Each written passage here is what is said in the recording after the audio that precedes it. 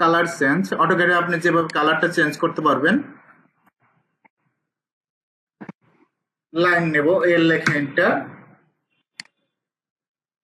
লাইনটা স্টার্ট করার জন্য F8 ফাংশনের F8 3 ফেট ডাবল এন্টার। এখন এই লাইনের যদি আমরা কালারটা চেঞ্জ করতে চাই, সেটা কিভাবে কালারটা চেঞ্জ করতে পারবো? জাস্ট লাইনটা সিলেক্ট করবেন অথবা লাইনের উপর ক্লিক করবেন। এই লাইনের উপর ক্লিক করবেন, ক্লিক করে এই প্রপার্টিজ টুলবার থেকে আপনি এখান থেকে আপনি যে কোনো কালার দিয়ে দিতে পারবেন। আমরা যদি এই কালারটা চয়েস না হয়, সিলেক্ট কালারে যাবেন, সিলেক্ট কালার থেকে ইন্ডেক্স কালার যে কোনো কালার সিলেক্ট করবেন, সিলেক্ট করে ওকে দিবেন। ওকে দিলে এই কালারটা অটোমেটিক ভাবে অ্যাপ্লাই হবে। এখান থেকে প্রপার্টিজ টুলবার থেকে সিলেক্ট কালার, ট্রু কালার থেকে আপনি কালার দিতে পারবেন, কালার বুকস থেকে আপনি কালার তৈরি করতে পারবেন। ওকে ওকে, এখান থেকে কালার অ্যাপ্লাই করতে পারবেন। এখন আমরা যদি সার্কেল নেই, সার্কেল 10 ইঞ্চি, এখন সার্কেলের কালারটা যদি আমরা চেঞ্জ করতে চাই, সেটা কিভাবে করব? সার্কেলটা সিলেক্ট করব, সিলেক্ট করার পর মাউসের দুইটা পয়েন্ট, একটা লেফট একটা রাইট, রাইটে ক্লিক করবেন, ক্লিক করে প্রপার্টিসে যাবেন, প্রপার্টিস থেকে এখান থেকে কালার নামে একটা অপশন দেখতে পাচ্ছেন, কালারে ক্লিক করবেন। এখান থেকে আপনি যে কোনো কালার দিয়ে দিতে পারবেন। আমি ইয়েলো কালারটা দিয়ে দিচ্ছি, দিয়ে জাস্ট ক্লোজ করে দিবেন।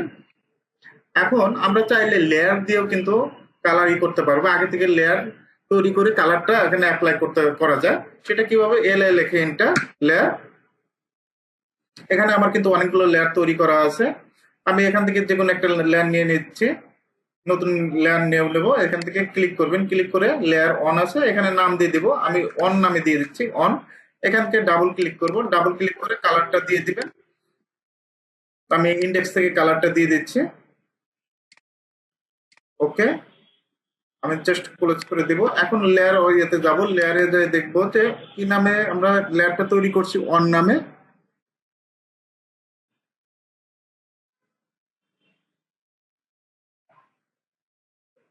অন। এখান থেকে আমরা কি করব?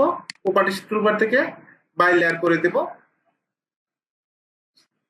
পলিলাইন নিচ্ছে, পলিলাইন PL লিখে এন্টার, 10 ইঞ্চি 10 ইঞ্চি 10 ইঞ্চি 10 ইঞ্চি।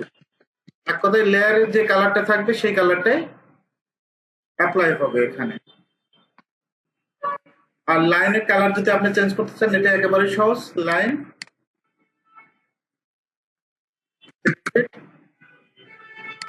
জাস্ট সিলেক্ট করবেন, লাইনটা সিলেক্ট করে এখান থেকে কালারটা দিয়ে দিবেন, যে কালারটা চয়েস হয় সেই কালারটা আপনি অ্যাপ্লাই করবেন।